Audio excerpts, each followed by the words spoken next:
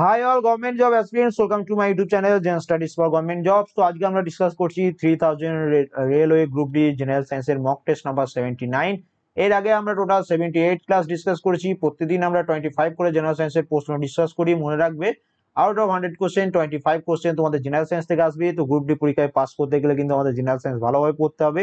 Physics chemistry biology তিনটে topic থেকে আমাদের প্রশ্ন আসবে, তার সাথে আবার ফিজিক্সের ম্যাথও কিন্তু তোমাদের পরীক্ষায় আসবে। আমাদের মেইন টেলিগ্রাম চ্যানেল জবসকে একাডেমি প্রত্যেকে জয়েন করে নেবে। সমস্ত রকম নোটিফিকেশন আপডেট পিডিএফ এই ক্লাসগুলো লিংক এখান থেকে পেয়ে যাবে। টার্গেট রেলওয়ে গ্রুপ ডি এই গ্রুপটা জয়েন করবে। এখানে আমি তোমাদের গ্রুপ ডি পরীক্ষা এটা অনেক ফ্রি পিডিএফ দিয়ে রেখেছি। এছাড়া ফেসবুক পেজ ফেসবুক গ্রুপ চাইলে জয়েন করে নিতে পারো। তোমাদের জন্য এই তিনটে স্টাডি মেটেরিয়াল রয়েছে। 129 নম্বর মক টেস্ট থেকে 188 নম্বর মক টেস্ট 3000 জিকে 3000 পিবিএস এর জেনারেল সায়েন্স কোশ্চেন, যেখান থেকে তোমাদের কোশ্চেন গুলো করাচ্ছি, এবং এনটিপিসি সিবিটি 1 পরীক্ষা 60টা শিফটের 2400 কোশ্চেনের পিডিএফ অ্যাভেলেবেল। ভিডিও ডেসক্রিপশনে লিংক আছে। পরীক্ষার আগে পুরো কমপ্লিট করে যাবে। হোয়াটসঅ্যাপের মাধ্যমে যারা নোটগুলো বাই করতে চাও এই নাম্বারে আমাকে মেসেজ করতে পারো। এটা আগের দিন তোমাদের হোমওয়ার্ক দিয়েছিলাম যে হাসপাতালগুলির জৈবিক বর্জ্যগুলি নিষ্পত্তি করার সর্বোত্তম পদ্ধতি হলো কোনটি।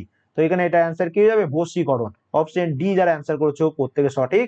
যে বশীকরণ বলতে সাধারণত খাদ বা অস্থিতিশীল পদার্থ অপসারণের উদ্দেশ্যে বায়ু বা অক্সিজেনের অনুপস্থিতিতে উচ্চ তাপমাত্রায় কোনো বস্তুকে উত্তপ্ত করাকে বোঝায়। আজকে এবং এই প্রশ্নটা কালকে করিয়েছিলাম, অনেকজনের তোমাদের ডাউট ছিল, তো এটা আজকে একটু কারেকশন করিয়ে দিচ্ছি। তো এখানে মনে রাখবে এই প্রশ্নটা খুবই ডাউটফুল প্রশ্ন। কি বলেছে দেখো, ড্যাশ মৌলটির আয়নীকরণ শক্তি আয়োনাইজেশন এনার্জি সর্বনিম্ন। তো এখানে অফিসিয়াল তোমাদের যে অ্যান্সার কি সেখানে দেওয়া রয়েছে ফ্রান্সিয়াম, যেটা অফিসিয়াল অ্যান্সার কি তোমাদের যেটা দেওয়া ছিল এই যে সেকেন্ড তোমাদের নভেম্বর 2018 সেকেন্ড শিফটের কোশ্চেন, এটা রেলওয়ে গ্রুপ ডি পরীক্ষার। তো সেখানে এটা ফ্রান্সিয়াম অপশনে অফিসিয়াল অ্যান্সার কি দেওয়া ছিল, কিন্তু এটা অ্যাকচুয়াল অ্যান্সার যেটা হওয়া দরকার সেটা হচ্ছে সিজিয়াম হওয়া দরকার। এবার যেহেতু তোমাদের অফিসিয়াল অ্যান্সার কি ফ্রান্সিয়াম ছিল, তাই এটা আমি তোমাদের কালকে ক্লাসে এটাই অ্যান্সার করেছি, কিন্তু অনেকজন তোমরা কমেন্ট করেছিলে। তো দেখো এটা যদি তুমি অ্যাকুরেট ডাটা জানতে চাও তো মনে রাখবে ফ্রান্সিয়াম যেটা রয়েছে সেটা আইএ এবং 7th পিরিয়ডে উপস্থিত রয়েছে, কিন্তু সিজিয়ামের আয়নীকরণ শক্তির মান সবচেয়ে কম। মানে ফ্রান্সিয়ামের তুলনায় সিজিয়ামের যে আয়নীকরণ বা আয়োনাইজেশন এনার্জি সেটা হচ্ছে সবচেয়ে কম। খুবই সামান্য ডিফারেন্স এদের মধ্যে। ফ্রান্সিয়ামের তোমাদের আয়োনাইজেশন এনার্জি হচ্ছে 380 কিলোজুল পার মোল এবং সিজিয়ামের হচ্ছে 375, তাহলে তুলনামূলক 5 কিলোজুল পার মোল তোমাদের কম রয়েছে, খুবই কম। কিন্তু বিভিন্ন জায়গায় তুমি যদি এগুলো সার্চ করো এটা অ্যাকচুয়াল অ্যান্সার, তো সেখানে তোমাদের কিন্তু সিজিয়ামি অ্যান্সার দেওয়া রয়েছে। আমি দেখছিলাম বিভিন্ন ওয়েবসাইট গুলোতে, কিন্তু অফিসিয়াল অ্যান্সার কিতে তোমাদের ফ্রান্সিয়াম দিয়েছে। এবার এটা যেহেতু টিসিএসসি তোমাদের পরীক্ষা নিয়েছিল 2018 সালে, এবারও তোমাদের টিসিএসসি নেবে। এবার তুমি যদি মনে করো সিজিয়াম ঠিক করে গেলে ফ্রান্সিয়াম অ্যান্সার দিলে তখনও তুমি ঝামেলায় পড়ে যাবে। আবার ফ্রান্সিয়াম অ্যান্সার করে গেলে সিজিয়াম এবার ওরা দিয়ে দিল। তো এটা একটা কনফিউজিং প্রশ্ন। এই যে ডাটাগুলো রয়েছে এটা বিভিন্ন জায়গায় বিভিন্ন ডাটা থাকে, তো অ্যাকচুয়াল তোমরা যদি বিভিন্ন জায়গায় রেটে তুমি যদি একটা লাস্টে তোমাদের জিস্ট বার করতে চাও তো সেই অনুযায়ী তোমাকে সিজিএম অ্যান্সার হওয়া দরকার। কিন্তু আরেকবার বলে রাখছি, যেহেতু তোমাদের অফিসিয়াল অ্যান্সার কিন্তু যেহেতু ফ্রান্সিয়াম দেওয়া ছিল, তো সেই জন্য আমি তোমাদের ফ্রান্সিয়াম কালকের ক্লাসে করিয়েছিলাম। এবার তোমার উপর ডিপেন্ড করছে তুমি কোন অ্যান্সারটা নেবে। একটু গুগলে সার্চ করে দেখে নিও, তাহলেই তোমরা বুঝতে পেরে যাবে। চলে আসি প্রথম প্রশ্ন। আজকে কি বলেছে দেখো, নিচের বিকল্পগুলির মধ্যে থেকে অ্যালডিহাইডের ক্ষেত্রে ভুল হচ্ছে কোনটি, কোনটি ভুল রয়েছে। তো এখানে আমাদের অ্যান্সার হচ্ছে প্রোপানল প্রোপালডিহাইড C2H4COH। তো এইটা তোমাদের ভুল দেওয়া হচ্ছে। এটা অ্যাকচুয়াল হবে কি C2H5COH। ওকে, C2H5 এখানে দেখো H4 দেওয়া রয়েছে। তো এবার এবার এটাকে তোমার এরকম ভাবেও লেখা যায়, এই কার্বনটা এর সাথে যোগ করে দিয়ে C3H এবং এই হাইড্রোজেনের সাথে এই হাইড্রোজেন যোগ করে দিয়ে তার মানে H6 শুধু ওপরে হলো O। তো এটাও কিন্তু সেই একই জিনিস তোমাকে ঘুরিয়ে ফিরে ওরা লিখছে। তো এই জিনিসগুলোকে তোমাকে একটু মনে রাখতে হবে। নেক্সট চলে আসি, দেখো নিম্নলিখিত চারিত্রিক বৈশিষ্ট্যগুলি কোন শ্রেণীর মৌলতে বিদ্যমান। সবকটি মৌলগুলি হচ্ছে ধাতু।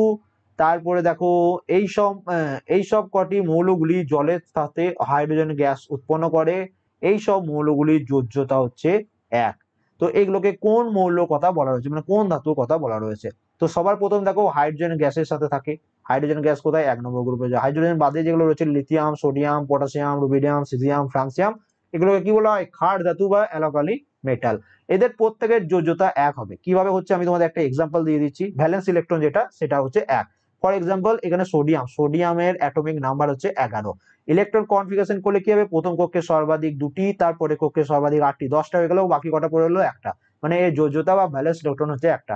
তাহলে এটা এটা তোমাদের হচ্ছে, এবং এই প্রথম নাম্বারে কি বলেছে সবকটি ধাতু, তো এগুলো সবই হচ্ছে ক্ষার ধাতু, তো এগুলো ধাতুর মধ্যেই পড়ছে। তাহলে এটা কি অ্যান্সার হয়ে যাবে, আমাদের অ্যান্সার হয়ে যাচ্ছে ক্ষার ধাতু। তাহলে দেখতে পাচ্ছ এইগুলোই ঘুরে ফিরে, আমি আজকে আরেকবার তোমাদের রিভিশন করে দিই। এই যে এইগুলো প্রত্যেকে প্রথম ঘরে যেটা হাইড্রোজেন বাদে যেগুলো রয়েছে সব হচ্ছে ক্ষার ধাতু। সেকেন্ড যে গ্রুপটা সেখানে রয়েছে যেগুলো রয়েছে সেগুলো সব হচ্ছে ক্ষারীয় মৃত্তিকা ধাতু, অ্যালকাইল আর্থ মেটাল। এই যে 18 নম্বর গ্রুপ রয়েছে এটাকে বলা হয় তোমাদের নোবেল গ্যাস বা নিষ্ক্রিয় গ্যাস, হিলিয়াম, নিয়ন, আর্গন, ক্রিপ্টন, জেনন, রেডন, অগনেশন। 17 নম্বর যে গ্রুপটা রয়েছে ফ্লোরিন, ক্লোরিন, ব্রোমিন, আয়োডিন, এটিটিএস, এগুলো হচ্ছে তোমাদের হ্যালোজেন। তার আগে যে গ্রুপ 16 নম্বর গ্রুপটা এটা অক্সিজেন গ্রুপ বা চ্যালকোজেন গ্রুপ বলা হয়। তার আগে 15 নম্বর গ্রুপটাকে নাইট্রোজেন গ্রুপ বলা হয়। তো এইরকম ভাবে এগুলোকে তোমাদের মনে রাখতে হবে, এগুলো খুব খুব ইম্পর্টেন্ট, বারবার পরীক্ষায় এসেছে। কোনো ব্যক্তির অ্যাসিডিটি ড্যাশ সেবন করার মাধ্যমে সারানো যেতে পারে। কারো যদি অ্যাসিডিটি হয় সে নিম্নোক্ত কোনটি সেবন করলে বা খেলে তার সেটা সেরে যাবে। তো অ্যান্সার কি হচ্ছে বেকিং সোডা দ্রবণ, অপশন বি হচ্ছে আমাদের এখানে সঠিক অ্যান্সার। ফসফরাসের পারমাণবিকতা কত? তো ফসফরাসের অ্যাটমিসিটি দেখো, পারমাণবিকতা থেকে প্রতিদিনই প্রায় একটা করে কোশ্চেন থাকছে, তো এগুলো তোমাদের মনে রাখতে হবে। অ্যান্সার কি হচ্ছে চতুষ্পারমাণবিক। ওকে, কারণ এর সংকেত যেটা হচ্ছে P4, তো এই 4 হচ্ছে 4 পারমাণবিক বা চতুষ্পারমাণবিক। নেক্সট চলে আসি, মেন্ডেলিভের সূত্রে বলা হয়েছে যে মৌলগুলির বৈশিষ্ট্য সেগুলির ড্যাশের পিরিয়ডিক ফাংশন। তো মেন্ডেলিভের যে সূত্র সেটা পারমাণবিক ভর মানে হচ্ছে অ্যাটমিক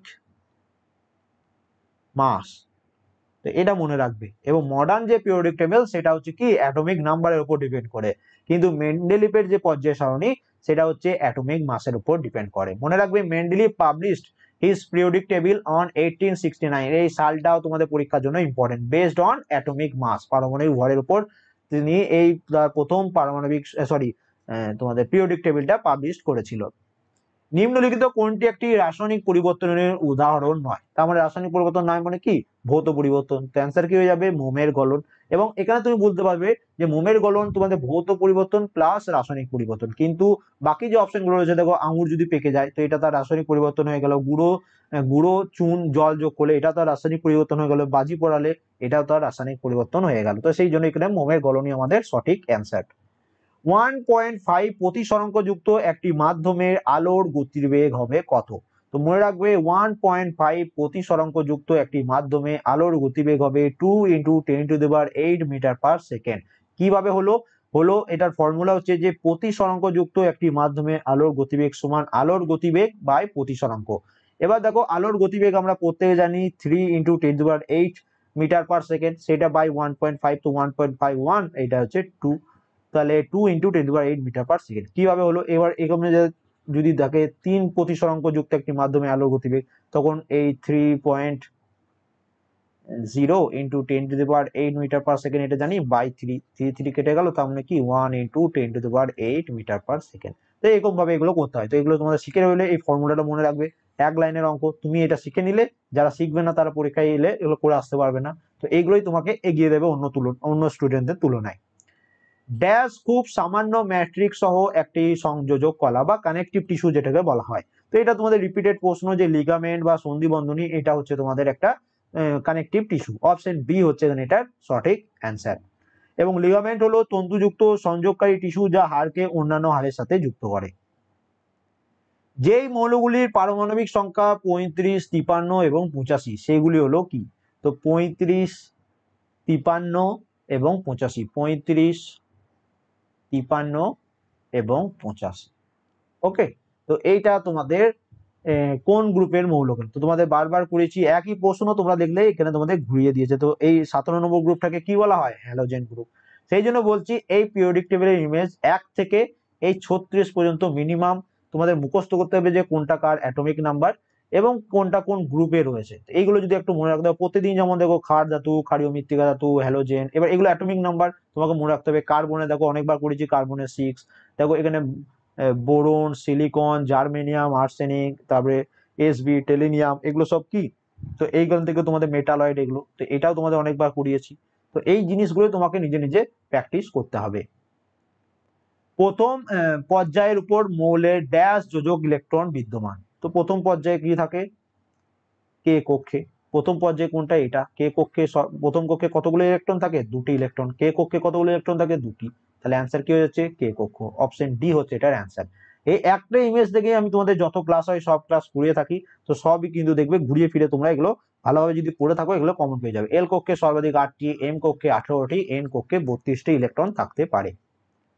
মিথেনের আণবিক ভর হলো কত? তো আজকে এটা কারোর জন্য ভুল না হয়, কালকে একজন স্টুডেন্ট আমাকে এরকম টাইপের একটা প্রশ্ন পাঠিয়েছিল যে এটা প্রশ্ন, এটার অ্যান্সার এটা নয় কেন, এটা আমাকে হোয়াটসঅ্যাপে মেসেজ করেছিল। তো এখানে বুঝে নাও, মিথেন ফর্মুলা হচ্ছে CH4, সি এর এখানে কিছু নাই, মনে হচ্ছে এটা 1। ওকে, তো এখানে 1 প্লাস এখানে হচ্ছে 4, কার্বনের 1 হাইড্রোজেনের 4, এগুলো হচ্ছে তোমাদের অ্যাটমিক মাস, বা তাহলে 1 আর 4 হচ্ছে কত? 5।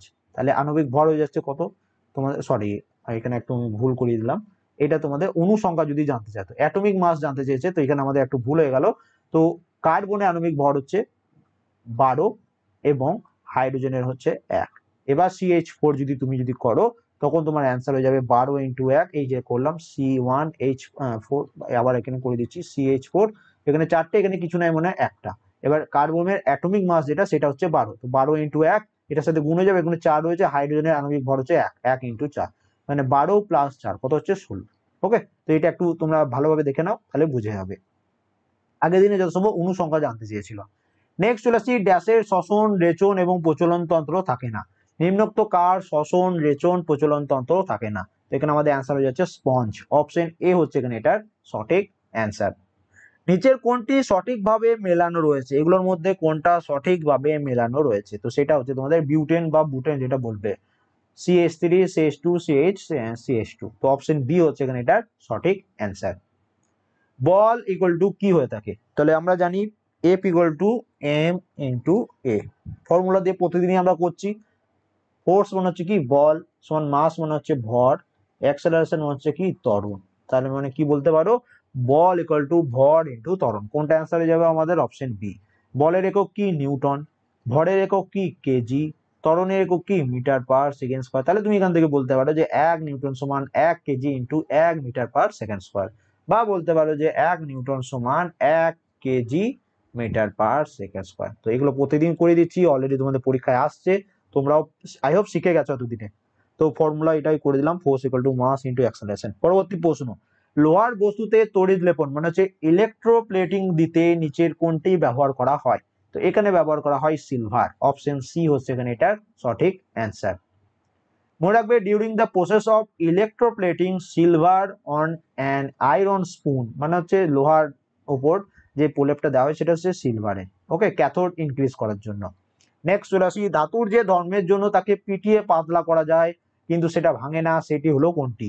তো সেটিকে বলা হয় নমনীয়তা। এখানে বলে রাখবো তোমাদের, এই ইংলিশ টার্মটা মনে রাখবে, অনেক সময় বেঙ্গলি টার্মের সাথে রেলের যে অফিসিয়াল যে কোশ্চেন হয় সেটা অনেক সময় মিক্স করে ফেলে, মিনিংটা চেঞ্জ করে দিতে পারে। তো তোমরা যখন পরীক্ষা দেবে অবশ্যই এখানে ইংলিশে একবার কোশ্চেনটা চেঞ্জ করে নিয়ে এটার অ্যান্সার করবে। অ্যাকচুয়াল অ্যান্সার হচ্ছে মিলাইবিলিটি, অপশন বি হচ্ছে এখানে এটার সঠিক অ্যান্সার। এবং সবচেয়ে নমনীয় ধাতু কোনটা? সোনা। তো এটাও মনে রাখবে, এটাও পরীক্ষায় এসেছে। ড্যাশ কার্বনের একটি বহুরূপতার প্রতীক? তো এগুলো আমরা সবাই জানি যে কয়লা হচ্ছে কার্বনের একটি বহুরূপতার প্রতীক। এবং ডায়মন্ড, গ্রাফাইট, ফ্লোরিন এগুলো হচ্ছে অ্যালোট্রপ অফ পিওর কার্বন, তো এটাও মনে রাখবে। 1 কাপ গরম কফি ব্যাপারে কোনটি সঠিক? তো 1 কাপ গরম কফির ব্যাপারে যেটা সঠিক হচ্ছে যে এতে একটি মাইক্রোওয়েভ ওভেন দ্বারা কাজ করা কাজের মাধ্যমে একটি পরিমাপযোগ্য তাপীয় শক্তি রয়েছে, যা বৈদ্যুতিক গ্রিড থেকে বৈদ্যুতিক শক্তি তৈরি করেছে। তো এই মাইক্রোওয়েভের মধ্যে কোনো খাবার ভরে দিলে সেটা গরম হয়ে বেরোয়, তো তার মধ্যে যখন মাইক্রোওয়েভটা চালু করা হয় তার মধ্যে ইলেকট্রিক্যাল এনার্জি বা বৈদ্যুতিক ইলেকট্রিসিটি তোমাদের দেওয়া হচ্ছে, এবং সেটা কি করছে? হিট এনার্জি, বা যে খাবারটাকে ভরা হচ্ছে সেটাকে গরম করছে, তার মানে কি তার মধ্যে হিট এনার্জি জেনারেট করছে। তো সেটাই এখানে একটু তোমাদের বড় ভাবে বুঝিয়ে দিয়েছে যাতে তুমি কনফিউজ হয়ে যাও। তো অপশন এ আমাদের এখানে সঠিক অ্যান্সার। নেক্সট চলে আসি, ভরবেগের পরিবর্তনের সময়ের হারকে কি বলা হয়? ভরবেগ মনে হচ্ছে কি মিটার পার সেকেন্ড। ওকে, এবার ভরবেগের পরিবর্তনের সময়ের হার মানে আবার পার সেকেন্ড, তার মানে তুমি এখান থেকে লিখতে পারো মিটার পার সেকেন্ড স্কোয়ার। এবার বলো মিটার পার সেকেন্ড স্কোয়ার কার unit? Metre per second square, sorry এখানে আবার কি ভুল হয়ে গেল, ভরবেগ, প্রতিদিন আমাদের খুব ভুল হয়ে যাচ্ছে, এখানে আবার একটু ভুল করে ফেললাম। তো এটা একটু তোমরা শিখে নাও যে ভরবেগ হচ্ছে P is equal to M V, আমি ভুলে গেছিলাম। Okay, P is equal to M into V. তো এই ভরবেগ যখন সময়ের সাথে পরিবর্তন হয় তখন যেটা তৈরি হয় সেটা হচ্ছে তোমাদের বল, অপশন সি হচ্ছে এখানে এটার সঠিক অ্যান্সার। এবং এখানে একটু তোমাদের এটা একটু ডিলিট করে বুঝিয়ে দিচ্ছি যে ভরবেগ হলো কোনো গতিশীল বস্তুর ভর এবং বেগের গুণফল।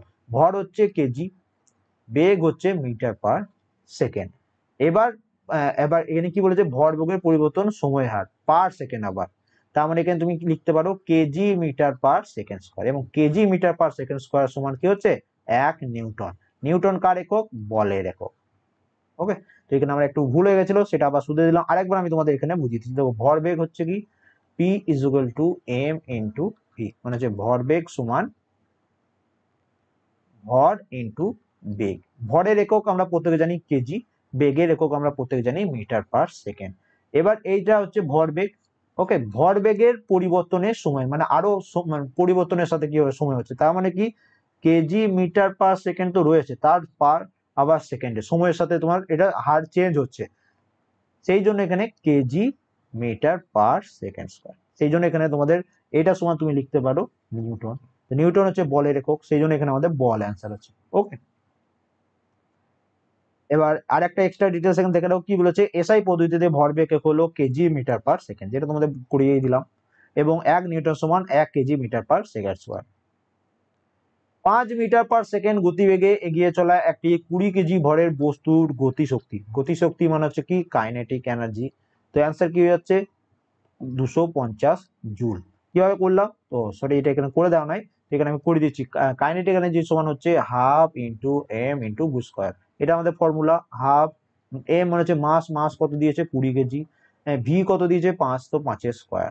তাহলে তুমি এখানে কাটতে পারো 2 একে 2, 10 দুগুণে 20, 10 ইন্টু 5 স্কোয়ার মানে হচ্ছে 25, 250 জুল।